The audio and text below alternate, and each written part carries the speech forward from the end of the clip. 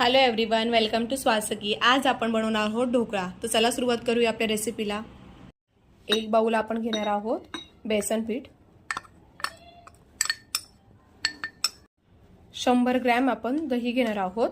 दही आपण room temperature वाले घेणार आहोत। याच्यासाठी 2 चमचे साखर टाकणार आहोत आपण त्याच्यामध्ये।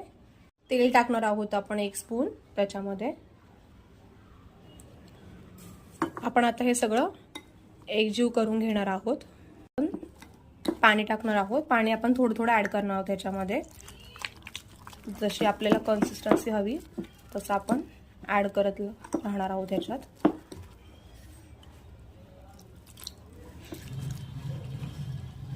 हे जास्त आपल्याला पातळ नाही करून घ्यायचंय। आपल्या ह्या बॅटर मध्ये आपण असं हलवून घेणार आहोत एक साइडने पूर्ण। आपण त्याला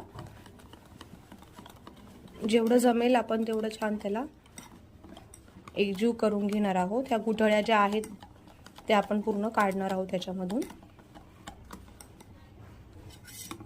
हे बॅटर आपलं रेडी झालेलं आहे। थिकनेस छान झालेला आहे आपला, जसं आपल्याला हवा तेवढा आपण थिकनेस ठेवला आहे। आता ह्याच्यामध्ये मी टाकत आहे 1 लिंबू, पूर्ण लिंबाचा रस आपण करून घेतलेला आहे। हळद टाकणार आहोत आपण थोडीशी।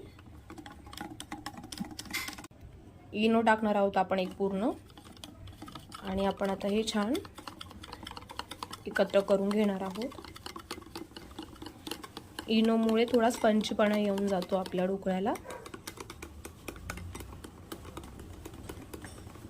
थिकनेस आपली छान झालेली आहे। झाकणाची आपण शिट्टी काढून घेतलेली आहे कुकरच्या।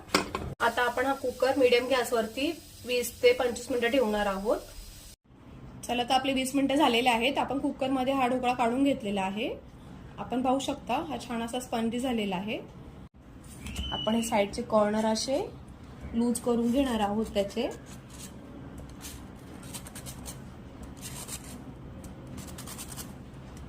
खूप स्मूथली आपले हे कॉर्नर लूज झालेले आहेत।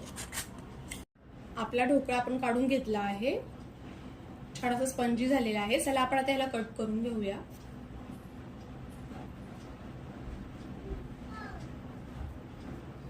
खूप स्मूथली आपला ढोकळा कट होत आहे।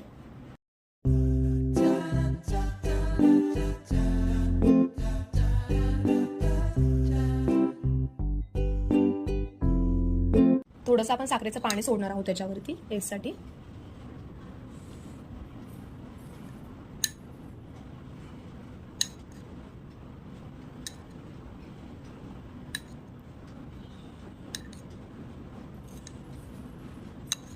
आता आपण ह्याला तडका देऊन घेऊया। चला, आता आपण तडका देऊया आता।